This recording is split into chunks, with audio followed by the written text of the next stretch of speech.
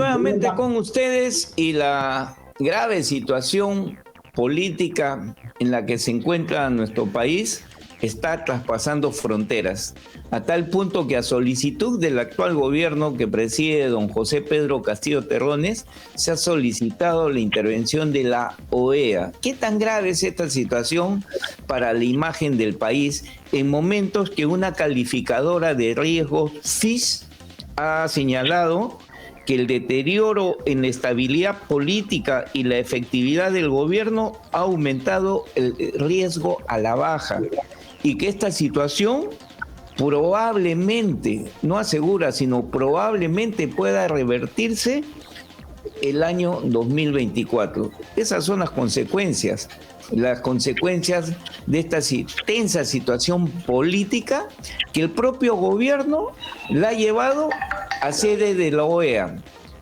Y miren ustedes el daño que se le está haciendo al país. Pero dejemos que esto nos lo explique nuestro invitado. Estamos con el economista, periodista, ex congresista de la República, don Wilder Ruiz, a estas horas de la mañana. Don Wilder, muy buenos días. ¿Cómo estás, Oscar? Qué gusto saludarte y saludar a todos tus televidentes. Bueno, el país sigue siendo un caos, ¿no? Parecería como que la pérdida de capacidad de indignarnos y hacer de lo malo y de lo prontuariado nuestra normalidad. Eso es lo que está empezando a vivir el país. Y esta calificadora que evalúa las potencialidades de seguridad y credibilidad en las inversiones de un país que nos baje, significa que nadie en el mundo va a estar en los próximos 2 años pensando en invertir en el país, porque las inversiones del 2023, o sea, las del próximo año, fueron decididas no ahora en el 2022, fueron decididas en el 2021, cuando el gobierno entraba. Entonces, los programas y los procesos de inversión, te estoy hablando de inversiones encima de 100 millones de dólares, que son los que necesita el país, necesitan un planeamiento mínimo de 2 años. Por eso la aseguradora está diciendo que el 2024 podrían no venir las inversiones, sino empezar a pensar si el 2025 podrían invertir. Pero el 2025, Oscar, estamos en un año preelectoral del 2026. Es decir, el daño económico que le está haciendo este gobierno ya está marcado para toda su gestión, para todo su periodo presidencial. De ahí la necesidad de las fuerzas democráticas, de los que todavía tienen una cordura de pensamiento en el país, que este señor hay que vacarlo, que este señor tiene que irse. Como bien tú lo manifestabas, hay más de 20 personas que los están interviniendo o los van a intervenir en las próximas horas, que han estado actuando en torno de este gabinete a la sombra, de esos colaboradores muy cercanos que cayeron hace una semana. Esos colaboradores que cayeron hace una semana han empezado a hablar. Producto de eso, van a caer ahorita más de 20 personas. Es decir, el crimen organizado no puede estar ejerciendo el poder político, porque perdemos toda credibilidad. Eso ya empieza a manifestarse económicamente, ¿no? Don Wilder, el sentimiento, o sea, del ciudadano de a pie empieza a señalar de que el Congreso de la República es el mejor aliado del actual gobierno de José Pedro Castillo Terrones. ¿Qué opinión le merece esto lo que dice la gente en la calle? Es lógico que la gente piense así, porque Oscar, tú recordarás que yo hace casi un año que vengo diciendo que el Congreso de la República, en su gran mayoría, es aliado estratégico del Ejecutivo de Castillo y del gobierno. Es su aliado estratégico porque los dos se están manteniendo. Y es cómplice de la corrupción el Congreso. Las voces espontáneas mínimas de cordura que hay en el Congreso, que son los que han estado presentando las vacancias y no las han podido materializar, el Congreso de la República se está convirtiendo en su aliado de Castillo. ¿Por qué? Porque al Congreso de la República han llegado unos personajes que no tienen la menor idea del ejercicio político y lo que están manteniendo son sus quincenas y sus sueldos mensuales. En la vida van a ganar 15,000 soles de ingresos más otros 15,000 soles de gastos de representación. En la vida. Entonces, el Congreso de la República, esos niños, esos adolescentes y algunos adultos que están en todas las bancadas, están sosteniendo a un régimen que ya no da más. Ya no da más. Es decir, el problema cuando la crisis económica pueda ser mucho mayor y esa crisis económica va a terminar en las calles, será muy tarde, Oscar. ¿Por qué? Porque los puestos de trabajo ya se están perdiendo y esos trabajos que se pierden no los recuperan. Solo 2 datos, ya te lo he dicho hace una semana. Más de 230% ha subido el precio de la papa. El limón igual, el gas igual, el transporte. Es decir, la parte que empieza a visualizarse que ya estamos en una crisis, ya está sobre la mesa. Y además, le acaban de dar 1.000 millones a Petroperú, Dios mío, que no puede ni siquiera regular los precios de los combustibles. Es decir, estamos regalando la plata de tal forma que tratan de mantener calmada a la gente. Pero la gente no es tonta, porque la informalidad, Oscar, la informalidad que es 80% del país, la informalidad económica, necesita que la gente tenga plata en el bolsillo para que ellos puedan vender. Es decir, el ambulante de la esquina necesita que la gente tenga plata para poder vender. Cuando no tengan la plata para comprarle el ambulante, imagínate la crisis que va a haber, ¿no? Ahora, don Wilder, hay una nota que nos ha llegado, me lo está alcanzando la producción, de la Corte Interamericana de Derechos Humanos. Mire usted, la Corte Interamericana de Derechos Humanos le está pidiendo al Congreso de la República y al Tribunal Constitucional de nuestro país reglamenten las figuras de la acusación constitucional, reglamenten la figura de la vacancia presidencial por incapacidad moral y que reglamenten la figura de disolución del Congreso. Oiga, ¿esto no es un salvavidas para el Congreso de la República? Mira, la Corte Interamericana de Derechos Humanos, como ustedes saben, al igual que la OEA, son paraísos burocráticos donde los funcionarios de una serie de países de izquierda van a esos cargos. Entonces, ¿qué vas a reglamentar ante la vacancia por incapacidad moral permanente? Es decir, el señor presidente tiene 6 carpetas fiscales, su familia está involucrada, sus ministros están involucrados, hay unas decenas de personas involucradas.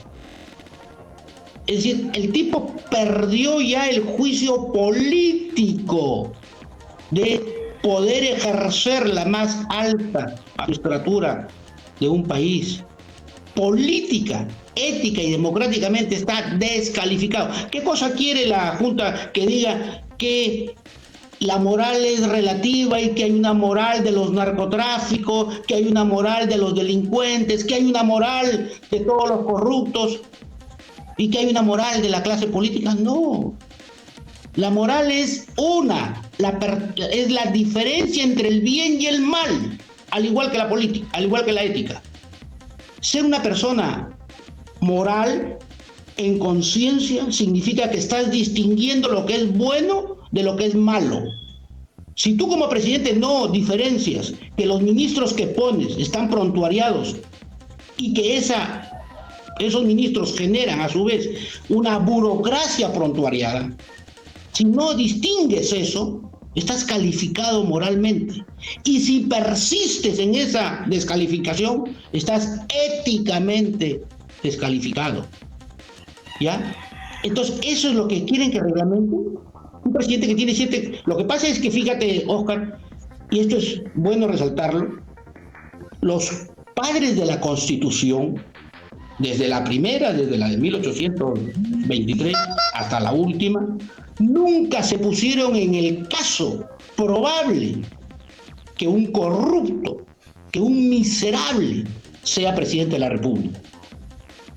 Entonces, como no se pusieron en el caso que uno de estos tipejos nauseabundos podría ser presidente, no está pues plasmado en la Constitución. Porque a nadie se le ocurre pensar que un tipejo de estos podría ganar. Estamos ahora en eso. Por eso los legalistas, todos estos indoctos, todos estos charlatanes, todos estos vociferantes constitucionalistas que han aparecido ahora, están diciendo, ¿dónde está la prueba para vacar al presidente? La prueba penal, la prueba efectivamente, y que no son suficientes los indicios. Los indicios son políticos. Suficiente que tengas 6 carpetas, ándate a tu casa, por favor. Entonces, ¿eso qué cosa quiere la Corte Interamericana que se regule? No, pues, a la Corte hay que contestarle políticamente. Seguro la Corte está diciendo dónde está el video que recibe la plata el presidente, dónde está la carta, etcétera. No, pues. La respuesta tiene que ser política, ojalá, política. Y para que la respuesta sea política, la encarna, no, personas. Don Wilder, el concepto de nuestros políticos, la historia de la política en nuestro país siempre apuntaba a su reserva moral. Y su reserva moral de nuestra clase política ha sido nuestra juventud. Pero ahora nuestros jóvenes andan de concierto en concierto, mientras que la crisis política está consumiendo el país. ¿Esto acaso no es un reflejo de la descomposición de la política en el país? Pero claro, y no solamente de la política peruana, ojalá, es la política en general. ¿Por qué? Porque los políticos, como parte de la sociedad, no se han podido innovar y correr en paralelo a todas las tendencias modernas. ¿Cuáles son esas tendencias modernas? Toda la tecnología, todos los nuevos conceptos y todos los nuevos quehaceres que hay. Un joven de 16, 18 años no está preocupado en ser un personaje profesional para su bien y el bien de la sociedad y de la familia. Un joven de eso está preocupado en su gran mayoría para ver las características del último iPhone. Está preocupado más en las características tecnológicas para poder satisfacer una serie de comportamientos que están ahora teniendo vía la tecnología. Y por supuesto, esa es la preocupación número 1. Y no lo estoy diciendo de ahora, es uno de los últimos estudios que acaba de hacer una de las universidades sobre la psicología del joven moderno. El joven moderno está pensando en eso. Imagínate cómo es posible que los jóvenes, porque están en la edad, están en todo su entusiasmo, ya prácticamente agotaron las entradas de los últimos cantantes que van a venir, ¿no? ¿Has visto cómo se amanecen? ¿Cuántos jóvenes están dispuestos a amanecerse para que se vaya a Castillo? Es decir, vamos a una vigilia a Palacio de Gobierno. Nadie, hermano, nadie. ¿Por qué? Porque los jóvenes están en otra nota, como se dice. Al estar en otra nota, la respuesta política para aglutinarlos, para convocarlos, ha fallado. Además de la destrucción de los partidos políticos. Es decir, los partidos políticos ya no son escuelas políticas. Y el otro gran daño que se le ha hecho, que lo tengo yo reflejado en mi tesis sobre la comunicación de los incas, que si bien es mi tesis de filosofía fue la comunicación en el imperio de los incas, hago también una reflexión sobre la comunicación moderna. Y ahí en el año 90, todo el año 90 y parte del 2000, se le dijo a los jóvenes, a la universidad vas a estudiar, no vas a hacer política. ¿Recuerdas esa frase? Tú vas a la universidad a estudiar, no vas a la universidad a hacer política. ¿Y en dónde tienes que formarte políticamente? En la universidad. Entonces, si la universidad le dice a sus jóvenes, aquí vienes a estudiar, no a hacer política, ¿cómo formas a tus canteras? ¿Cómo formas en ese espíritu de reclamo y de derechos que el delegado estudiantil, mediante una convocatoria, ganaba la elección para ser el delegado del salón y después ganaba la elección para ser presidente de la Federación de Periodistas, de estudiantes? Y en esa formación de conquista de derechos a favor de los alumnos, te vas formando políticamente. Claro que sí. Entonces, la Universidad de Lima, en la época donde yo estudié, Iberico fue uno de los estudiantes que marchó para evitar el incremento de las pensiones. Yo estuve en esa marcha. 2 días después la universidad lo expulsó a Lucho Iberico, que después fue, como tú sabes, un político destacado, presidente del Congreso y todo lo demás. Yo marché y suspendieron a un montón de alumnos, nunca más marchó la Universidad de Lima. Y nos cortaron esa posibilidad de formarnos políticamente en la reivindicación de una serie de derechos. ¿Quiénes sí siguieron formando? La San Marcos, la Cantuta, las universidades de provincias. Pero claro, los formaron para el mal, pues, por decirlo de alguna manera, ¿no? La Católica, que sigue formando políticos en la conquista de derechos caviares, pero las universidades de centro derecha no formaron, se preocuparon para formar a sus financistas, a sus economistas, lo cual está muy bien, pero tienes que tener también un dosis político. ¿Cómo le dices a los jóvenes que se metan a la política con todo esto, con todos estos referentes que hay ahora? Te mandan a rodar. Claro. Entonces la política tiene que reinventarse, no solamente...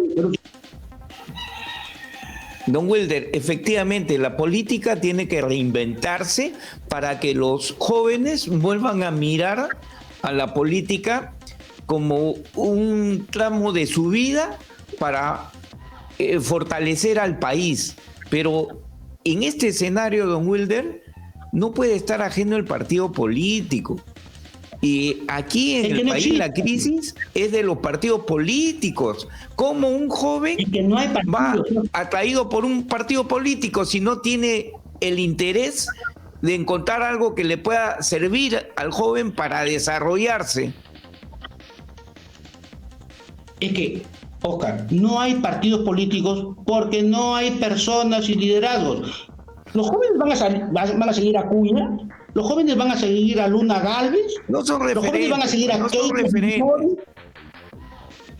¿A quién? ¿A quién sigues? Los jóvenes van a seguir a Lapra, que está haciendo todo su esfuerzo por mostrar a su generación intermedia, a Ibáñez, a Valderrama, tengo entendido que están, o sea, hay una serie de jóvenes, pero es un partido aislado. Pero ¿dónde está el gran partido de la centro-derecha? ¿Dónde está el partido de centro? No están. Entonces los partidos con esos liderazgos no existen. Eso es lo que está ahora teniendo de carencia la política peruana. Porque, entre otras cosas, si no tienes a un Bedoya Reyes, a un Fernando Belaúnde en las últimas décadas, a un Malpica, ¿te acuerdas de la gente de izquierda? A un mismo Javier Descanseco. Es decir, si no los tienes, ¿cómo empiezas a trabajar una transición a lo que es el deber ser de la política? La política tiene que recuperar ese sentimiento antiguo de servicio cívico para la nación. Y el servicio cívico de la nación se recupera con una formación ética, moral, y no puedes estar llegando al gobierno y al poder para ver cómo por la puerta de atrás te sacas la tinta, ¿no? Don Wilder, esto es lo que le estoy preguntando y estoy tratando de conducir la entrevista, es para que se explique cómo es que llegó José Pedro Castillo al gobierno, por todos estos detalles, por todas estas debilidades de la estructura del Estado, ¿no? La falta de, por ejemplo, de universidades. Acá hay responsabilidad también en la formación de nuestros profesionales, ¿no? El ausentismo o la ausencia de los partidos políticos, la falta de referentes sociales a quienes los jóvenes podrían seguir. Todo esto ha derivado a que en los últimos periodos electorales tengamos cada presidente, en los últimos periodos que han terminado en los cadalsos de la justicia. Y ahora se agrava porque definitivamente se ha llegado, creo ya, al tope de una situación política que no da más. Mira, no da más en apariencia, porque con sinceridad, Óscar, te digo, y espero estar equivocado, creo que el país todavía no ha tocado fondo. El país todavía va a empeorar más. Y va a empeorar más porque nadie está intentando salir al escenario político para poder ordenar el país. ¿Quién está saliendo? Un personaje que se llama Antauro Humala. Antauro Humala está recorriendo como ese Atila que destrozó el Imperio Romano. Este Atila de la política peruana está cabalgando victorioso desde el sur y estoy seguro que si sigue en ese entusiasmo va a poner por lo menos 20 o 25 congresistas en 2026. Yo no me imagino al país con 25 o 26 antauristas en el Congreso. Y seguro puede estar en segunda vuelta. ¿Por qué? Porque la gente está pidiendo algo de cambio, algo de transformación. Y el único que está pidiendo fusilar a los corruptos es Antauro. El único que está hablando una de las grandes preocupaciones que tiene el Perú, que es la corrupción, es Antauro. Y él es el único que está hablando con la energía de lo que es militar, combatir la inseguridad ciudadana de las calles. ¿Qué es lo que la gente quiere escuchar? Y después arreglaremos la economía, ha dicho.